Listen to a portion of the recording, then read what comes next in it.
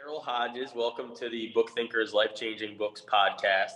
Today we are introducing your book to our audience, which is the Menopause Millionaire. And I am so grateful to have you on today. How are you, Carole? I am really looking forward to this. It's always fun to find out what a younger man thinks of a book like Menopause Millionaire. It was definitely an interesting title to get behind, but I really enjoyed your book. And one thing I noticed early on was how self-development clearly has been a role in your life for many, many years, I think, because your language comes from a place of optimism. It comes from a place where you can tell you worked on yourself and your being. So give us a little introduction to Carole. Well, you're absolutely right. And a lot of the switch in my life came at age 50. And it was because right around then, the age of menopause, my life fell apart. So within 1 year, my oldest daughter took her own life and had a divorce and a bankruptcy, and found myself starting over again in life. And I didn't really have a lot of time to step back at that moment. I still had to find a job right away, and not even telling anybody what was happening in my life. I was afraid they'd never hire me. They'd figure I was a basket case if they actually knew my reality. So I just showed up and smiled, worked 9 to 5, found a not too demanding job because I couldn't have taken any more pressure right at the time, but got right back to work. But I will tell you, any time that you have a major intervention in your life where you're basically starting over, it causes you to go much deeper. I mean, people go one of two ways. I know people who give up at that point and say, well, everything fell apart. What's the point? But the other alternative is to look at everything and say, how did this come about? What was my part in it? And particularly when I was starting over again, what do I want my life to be? What is it all about? And I began to realize, the reason I wrote the book was I began to realize that by midlife, pretty much everybody will have stuff happen. It could be worse than mine. It could be, not as traumatic, but you will have stuff happen where things don't happen the way you want. You could lose a business, So that is the time that people do want to look. And I wrote my book with the idea that I don't know where the reader is, and you're a younger person reading the book, but still, they are questions that are good for anybody, which is, what do I really want in life? And where am I going? Because I believe no one can really give you the answer but yourself. But you have to ask the questions before the answers show up. Yeah, there was definitely a significant amount of reflection that I appreciate. I've had life coaches who have guided me in the direction of reflecting on things that I have always wanted to do or have enjoyed in the past. And I saw a lot of that in your book, which I totally appreciate. I want to share with our readers first, I don't view this book being solely for a female. I also don't view this book for a 50-year-old. I view it as a book that anyone can learn from. I think a lot of the lessons that you apply or that you consider as a 50-year-old are super advantageous to people who are our age, my age. I'm 31, and there are things that you don't think about a lot of times at my age. So I think whether you're 20, 30, or 50, this is super relevant. I just want to get that out there because I know the title is Menopause Millionaire, which is, may share a different message, but I think your book for sure is for all audiences. And I'm looking forward to diving in. So thanks for joining today. So you've got 3 parts of your book. By the way, first off, congratulations on being on CBS, Fox, ABC, NBC. I think you're in the Associated Press as well. So congratulations on all the success you've had. It's only been It's only been what, like 6 months, so that's a lot Yeah. of success in a short period of time. Thank you. Um, and so your book goes into the life in your body, which I think is it has three sections. One is about your body, one is about your money, and one is about your spirit. Yes. All of which are very important. I did sense a financial undertone to some degree to all of it, which I think maybe has to do with your background a little bit. Um, I wanna give Paul a quick shout out. So you put something in here that says God takes care of the details when you trust. And I know you have a great man in your life now, Yes. uh, Paul, and I want to give him a shout out for putting us together because that's the reason we're here today. Well, and that's why I'm with him. He's always looking out. He looks out for me in very many ways. For sure. So let's dive in. So when I read your book, what I saw was a woman who was very successful, or definitely had success in your, let's say, early adulthood, and then faced a lot of challenges between, like you said, the bankruptcy and the passing of your daughter. You said that people have challenges larger than you, which I appreciate, but I don't really there are people with challenges larger than you, but you have had a very challenging life and had a very challenging time. But to your point, I think a lot of people can relate with that. But that just speaks to the self development you've done. And so around that time of 50, you went through the loss of your daughter, the bankruptcy, the divorce. Um, and it seems like you continue to carry an optimistic mindset. I know that I've been engaged with a lot of people who are around 50 who are now looking to change, and female who are now looking to like change their identity. I think this book could be great for them, but I think it could be great for a lot of other people as well. I want to start with Money and You because I believe your foreword was by, what's her name, Doria Cordova. Yes. Dorio Cordova, yeah. So did you take the Money and You course? Yes, I did. I took that in 2008, and I have gone back. It's based upon the teachings of Buckminster Fuller. And he really was focused there on both life on planet Earth as well as business, and has so many principles that I follow today about business, about looking at systems versus people. That people are all doing the best they can, but sometimes the results don't turn out what you like. It's a good time to look at the systems and the communication. Mm. So the reason I wanted to bring it up is because what I'm seeing in my network now are so many people talking about Money and You. So do you think that had influence? And I know Buckminster Fuller was kind of the creator of it. I know that like Canfield and Robert Kiyosaki, people who like my generation doesn't really necessarily know Buckminster Fuller, or at least I didn't.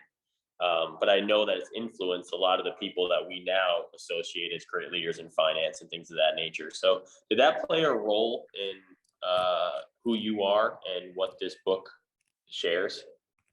Yes, the role that it played was, it was one of the first times that I went through a course that was experiential learning. And what that is, you'll go in and you're presented with a problem that you're needing to solve. And you're given a set amount of time to do it. And generally, you're given a few other people to do it with. So you're not on your own. You have to decide how to get along with people that you may not even know very well, and make decisions that will demonstrate your values and beliefs. Then, after whatever game it is, you debrief. And there is more learning. You have more ahas, because there's an opportunity to say, oh, gee, I have gone through some experiential games and had poor results at the end, and recognized I was following the pattern I always do. That no matter how, that I think I have changed, but there I am showing up under pressure, going back to old habits that don't serve me. Mm. And what's wonderful about that is that when you're open and you can accept that, you can learn in a way that is not as disastrous as having to live it in your own life. You can learn in a game that you would have lost a business with your decisions without having to actually live through that and lose the business. So I love programs with experiential games. Yeah, that's really cool.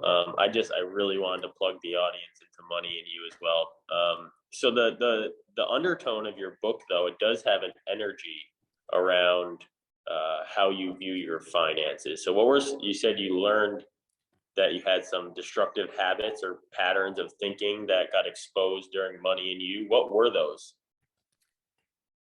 My biggest one was trust.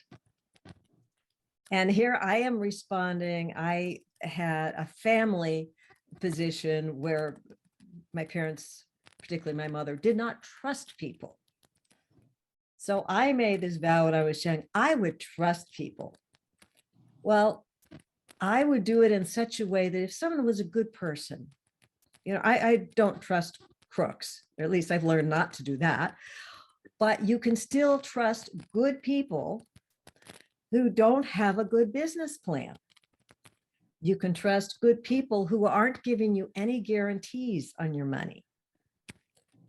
And I had to learn to ask better questions before placing my money, whether it was something I was buying or doing an investment. And I learned some of those things the hard way. But with reflection, I had to look back and say, okay, here was a good person. I'm not learning never to trust anybody again. I still look at a person's values before I will want to work with them. But I also have to ask better questions so that I'm not disappointed. So I know what guarantees there are. And it's okay. Sometimes if there's no guarantees, maybe you want to take a risk, but you have to understand ahead of time that it's a risk. I wouldn't put all my money into something that's high risk, but just making the decisions, you really have to reflect where you are and be willing to learn the lessons, because when you don't learn the lessons, you can go through life blaming someone else, that they're the cause. If they hadn't come into my life, everything would be fine, but you're still you.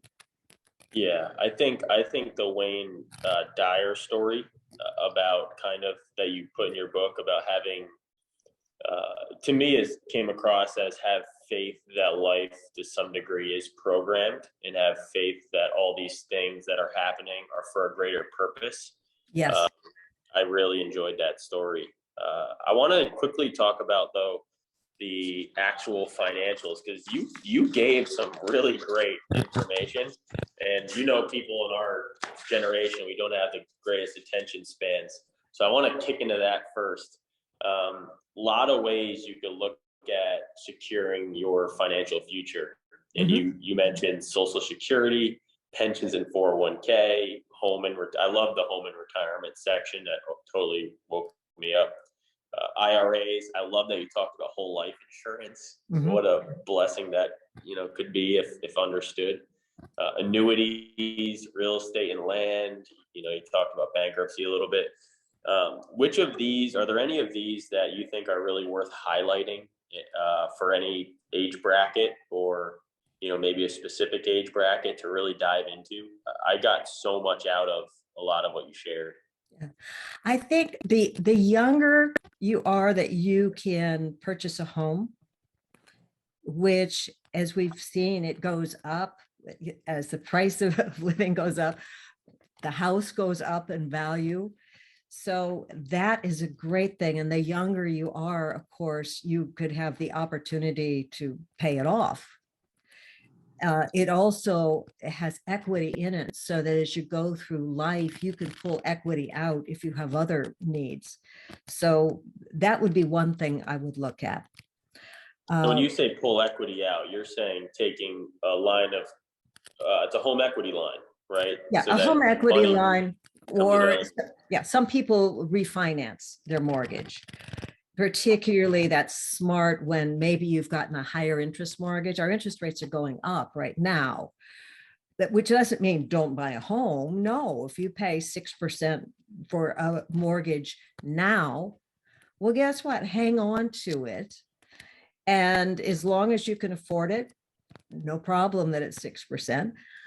When the interest rates go down, refinance it. You can either lower your monthly payment, or you can even take some money out if that's fits what's going on in your life right then, because maybe you want to remodel something in your home. Take money out and pay the same amount of money that you have been. So that is one of the first thing I'd say for a younger person. For the older you get, of course, it's still generally a 15 or 30-year mortgage, and you have to be able to afford paying it. And if you have limited funds, it's going to be less likely you'll want to do that when you're over 65. Not impossible, but the younger you can do it, that's a great way to set up your future. And along with that, the protection is life insurance. You know, if you have a family, you don't want to leave somebody else with the mortgage, you can't pay for it. But I honestly, for a young person, would say it's got to fit your budget. So you can start out with a term policy, which is not that expensive. And then at the time that your finances change, a whole life is another way to put money aside that becomes tax-free in your future. So it can protect you, and later in life, that can take care of a whole host of other things. Well, one of the things I like about whole life insurance is that you don't have to pay it back. So, you know, the fact that, so what happens, and correct me if I'm wrong, Carole, but this is my understanding. And I'd only heard about this one other time. So I was so glad to see it in your book. It was almost like a reaffirmation to me of something that I need to explore deeper, which I think a lot of your stuff is that, right? A lot of opportunity to explore things, to prepare yourself better with capital in your hands. But if you take out a whole life insurance, and let's say you have $1 million policy you're backing, you have, you know, the ability to take money out of that policy and spend it. And what'll happen is your beneficiary just won't see that money that you borrowed, but they still will see the remainder of your policy. Yeah. So, I mean, I never believed in like giving, I never grew up having my mother give me money. I always worked for it, and I appreciate that. I'm going to have my kids work for their money. And so I never like looked at it as having to give a beneficiary a lot of my money. So the whole life insurance, I think, is a great policy to be able to infuse yourself with capital if you need it. And it's almost, you know, as long as you qualify, it's such a great idea. And money's all about in and out, right? How fast can you move it? Yeah. And that's you bring up, and qualifying. The younger and healthier you are, the cheaper the insurance is. And I have people over 70 calling me for insurance, and guess what? A good number of them, they're uninsurable. They have issues, and it's a little too late. It's like getting insurance for your car after you've had a crash. It's not going to work. Well, let's talk about that age bracket. Most of the age in our community, I think, is more in the 30 range. But for people who are 60 and 70, there's other options. So one of the things you mentioned was borrowing against like a 401k. Yes. You know, what would you suggest potentially for people who are 60 or 70? Well, now it depends. Are you referring to if they need some cash? Or I appreciate your question. Yeah, just things that you can explore, in that age bracket to maybe infuse yourself with a little bit of capital during challenging times or secure your financial future a little bit better. yeah, well, to secure your future, by that point, you really need to do an inventory, actually find out what your Social Security status is. Especially for women, you have to have contributed for at least 10 years, or you can take part of your husband's if maybe you were a full-time homemaker and you stayed home and you were the mom and you did all of that. You can still get Social Security, but it's a portion of your husband's. Now, for a woman who maybe is coming back into the workforce later in life, you want to work at least 10 years to qualify for your own Social Security, and you will get paid based upon the most you've earned in the top 35 earning years. That's how they decide what you get paid. So getting a higher paying job in the last couple of years will result in a much higher Social Security. But it's looking at those early enough that you can do something about it. Obviously, if you wait till you're 65 and you want to retire when you're 65, there's not much more you can do except to keep working. Because if you keep working after 65 and you have income, that will factor in to what you get paid as well. So your actual Social Security will go up if you keep on working. And it's pretty significant. You Yeah. put the numbers in the book. Yeah. Yeah, you can, if you wait till 70, and depending upon your age, it may be 72 will be the top age to wait until. If you wait longer and you continue to work during those times, you continue to add to it, that can make a big difference. So you want to look at that and any other forms of ongoing income. And that can be royalty on a book. That can be, if you have inventions. I know one inventor, and he's got patents and ongoing money coming from it. So you want to look and say, what are all those passive income sources that I don't need to work for? And that's where, if you started earlier, your life insurance can be part of that. Yeah. Yeah. I mean, you basically, I think, added 8 different categories of things to look at, things like annuities I didn't even think of, pensions, depending on your age, that's something as a 30-year-old that's worth looking into. If you want to secure your financial future, what jobs can give you pensions later in life? Yeah. And how can you qualify for those? And one of the things you mentioned too, if you bought your house earlier and maybe you've paid it off, you can reverse mortgage it. And what that means is that they will send you a check every month. You can lay that out to the way that you'd like.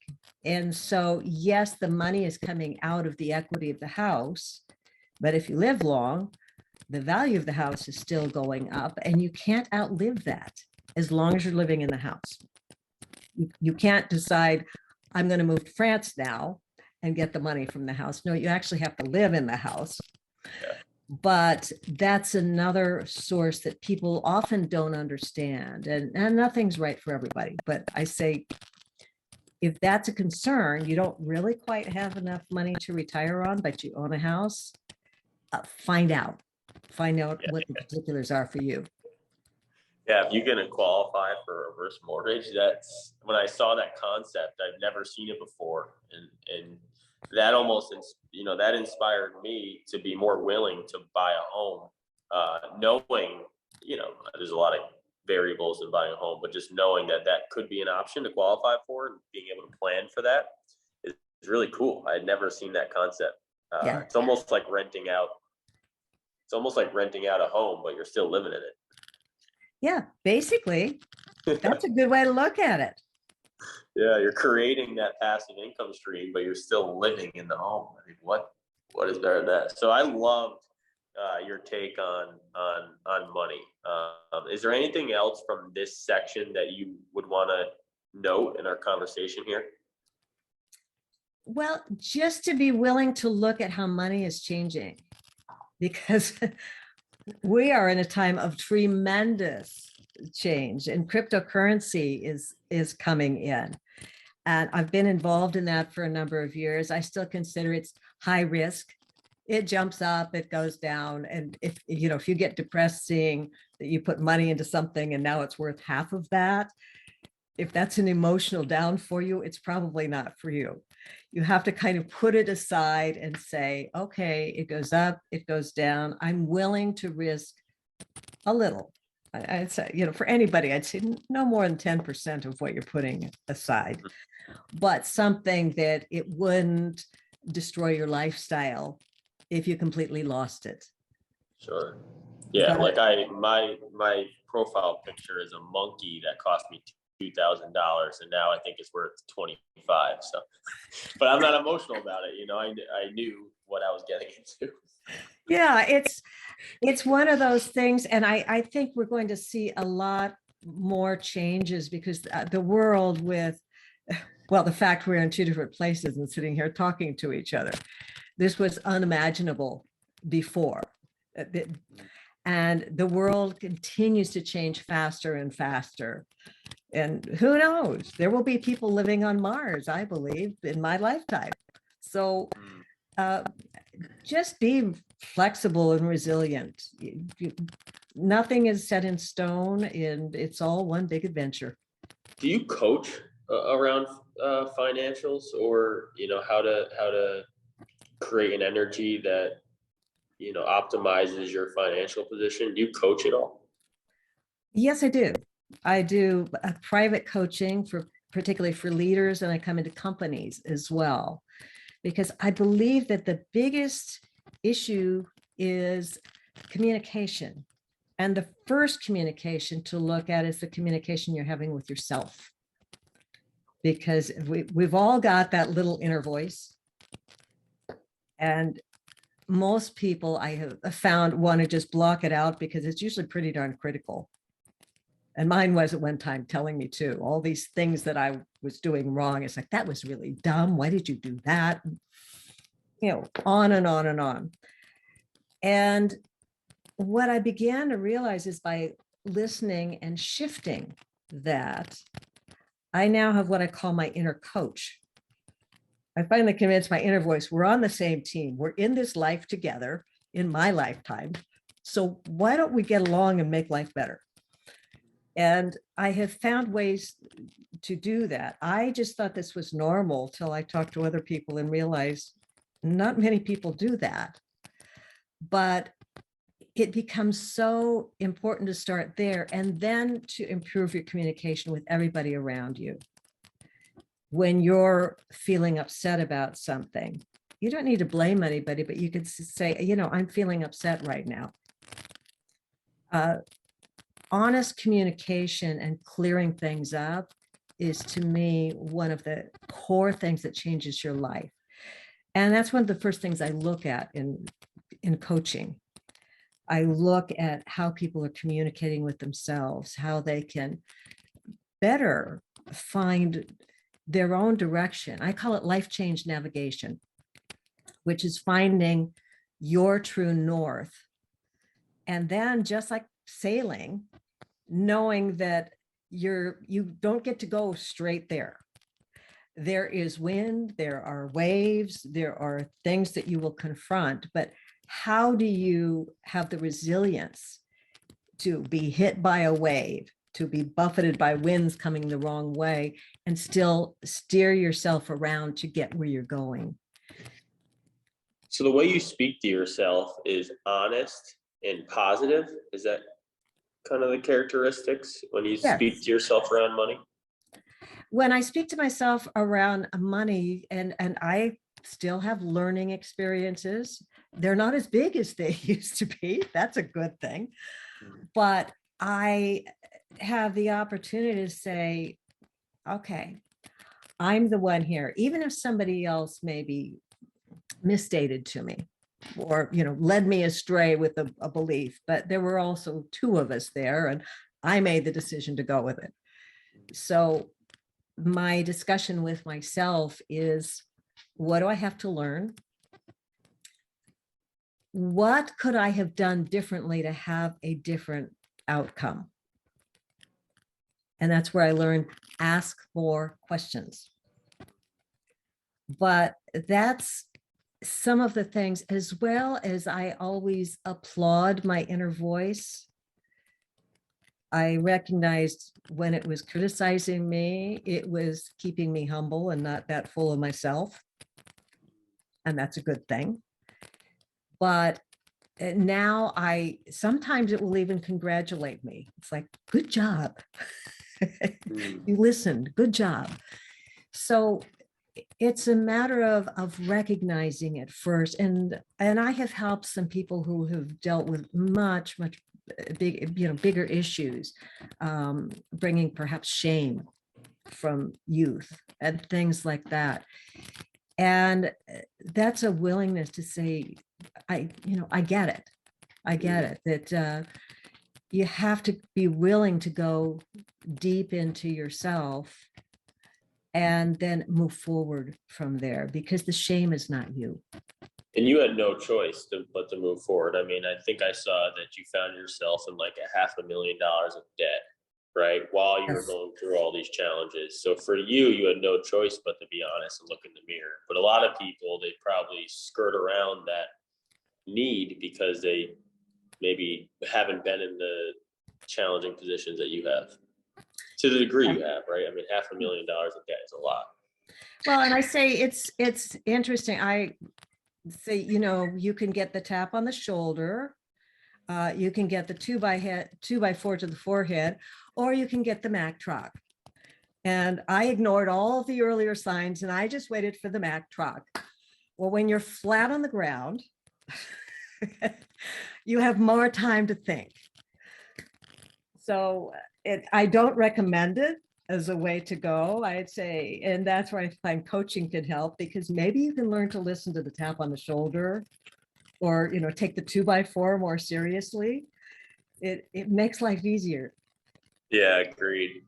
People can definitely accelerate or change our direction. I remember when I became an entrepreneur, no one told me, like, no one said like, hey man, you might want to look at this, this, and this, instead I just blew through the cash that I had saved. But, if I now talk to my stepfather about it and he says, Ryan, we should have had conversations about these things, right? I mean, he's helped me in so many different ways, but financials is so important and it's so under educated. There just isn't much financial education. So when I saw your book having so many different concepts that you can apply to your life, it gives you the opportunity to, as a person, see what works best for you. But I want to dive into the next piece. So I loved how in the third part of your book you talk about like spirit, and it seems like spirit is aligned with future. So maybe it's like exciting, to look out into the future, and maybe that grabs your spirit a little bit. I guess spirit came because I realized that I've gotten to the point, I look at life as just an adventure. It's a game. We are here just as though we have the higher power that I believe was here before we were in our physical body, and I believe we go on afterwards. But just as you and I might pull out a Monopoly board and decide we're going to play a game, well, we have rules to the game. You throw the dice, you can only go that many, you've got one piece, and that's how it works. Well, we're here as human beings, and we have a game. We have a body. That's our game piece. It needs to be fed, and it needs to sleep, and it needs all of these things. We have objectives. We have money and love and all these things, contribution that we want to acquire in our game. And then we roll the dice. Okay, maybe we get to go one step, maybe we get to go 6. But you never know. You could land and go to jail. The game's not over. The game is not over. And ours goes on until we leave. But this perspective, I think, helps to understand that when you understand deeply that there's more than just this life and today and what's going on with my body and my bank account, then it allows you to have a little bit more fun. A problem is not forever. And even a success, a win, is not forever. But you can enjoy every moment.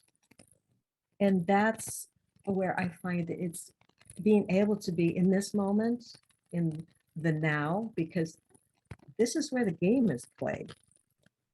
Not in my past problems, not in my imagination of my future, but still play it in the now. Have the vision to say, how successful could I get? Mm. You know, how big is my dream? Whether it is financial, and there's the financial and there's the impact part. In fact, I recently heard one thing I thought was so smart, which is rather than just imagining the money that you'd like to have, and, you know, I'd like this much in the bank and this big house and all that, rather than that, saying, how big is the impact that I want to make? Because those two things go together. The bigger the impact you make, the bigger the success financially can be. Mm. Well, Carol, I love how, I know we're talking about impact now, but before that, you were talking about fun. Yeah. And you, in the third section, you talked about having a wish list, right? I think 100 items on there, and seeing, you know, and you could do some reflection to see what you enjoyed in the past. Tell me, in your wish list, what are a few things that you tried that you're like, wow, this is going to impact my life because I love this? And then what did you try that you didn't like, but you're happy you did it? Oh, that is a good question. Well, first of all, what comes to mind was I've always loved the beach. Getting to the beach is, I just feel free. And so making time to do that. And years ago, I bought a timeshare that was in Paradise Village in Mexico. And they've got these little palapas. You can go out on the beach and sit under a palapa. And there's something about it just lights up my spirit. So that is one of those things that I am very glad that I did. And just this May, I invited my family there. So I was able to get a penthouse and have a lot of family down, and we could all enjoy the beach. So that's one that I achieved. And oh gosh, you know, I'm trying to think of one that I achieved that didn't really matter much. You know, sometimes when you do 100, there can be small things. Like at one point I had a pink purse was on my list of 100, and I got the pink purse. It didn't change my life. But the beauty of doing that list is that you do it fast. So you don't have to think real hard as though, gosh, this is my wish list, and if I don't get it on here, I'm lost. No. Put everything down. You know, if it's sitting on the beach, or a pink purse, or, you know, owning my mansion, whatever it is, put it on the list. I still have places to go that I haven't gone that are on my list. Yeah. But I look at it each year and say, is there one that I can do this year? Yeah, I think it's really important. I harp on fun being an element of your life, being an element of your success. And I think whether you're 30 and you're in a corporate job and haven't really started to explore, the last 2 years I've just tried everything. And what you find is that some things you're like, wow, I really love that. Some things you're like, I thought I was going to love that, but I actually don't. But by exploring them, you can see that, right? And to your point, as long as you don't attach emotion to, I always thought I was going to be a country singer, but now I don't. I realize I don't like the guitar.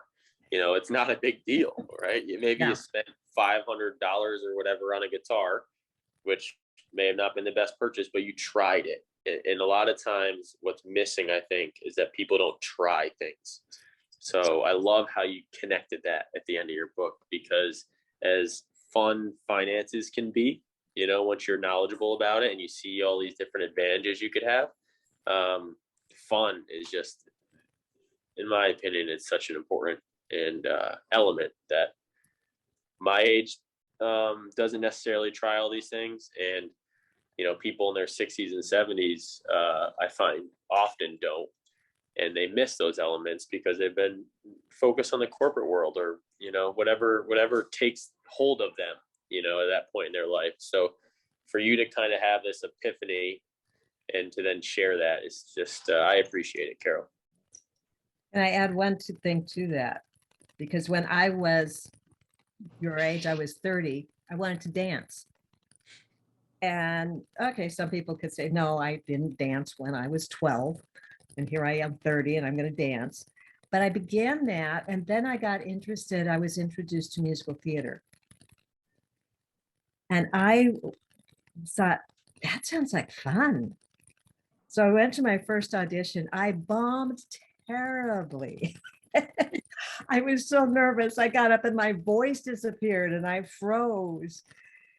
Well, some people would say, okay, that's not for me. No, I kept making myself go to more auditions, putting myself through absolute terror because I wanted to do that. Now, eventually, yeah, I got through it. I was determined.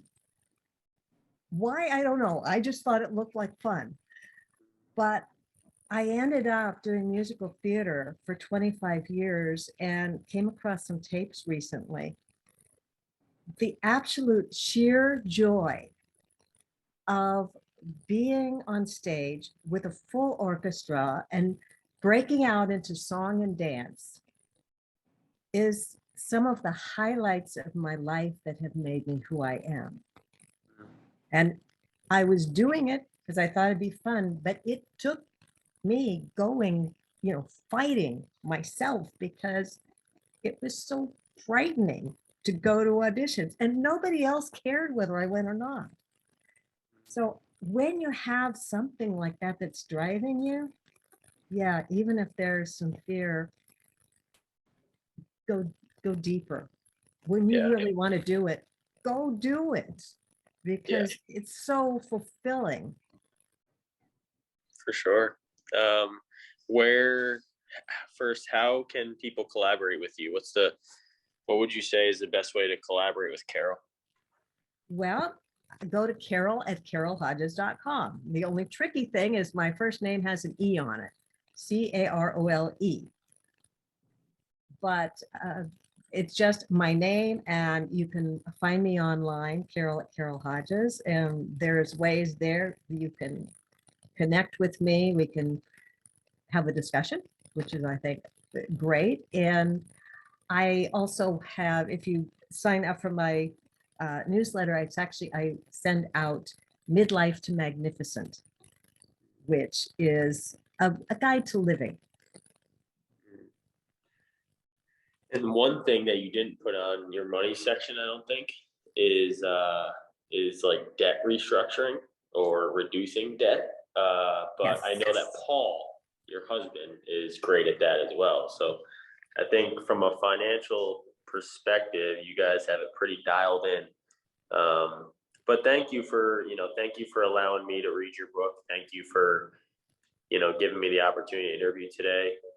I certainly learned new concepts that'll help and support my financial future. And that's why I wanted to have you on today, is to make sure that these concepts get introduced to my audience at Book Thinkers. So I appreciate all your time, Carole. Ryan, this has been delightful. Right on. So CaroleHodges.com, correct? Yes. CAROLE Hodges, HODGES.com. And you're also on Instagram. So I'm sure someone could send you a message. Yes. And your subtitle is The Keys to Prosperity and Meaning. Whoa. In the second half of life. Wow, look at that, huh? You can hardly see it. All right, Carol. There we go. Now it's in focus. Thank you so much for coming on today. It's such a pleasure. Yeah, thank you, Ryan. All right, take care. You too.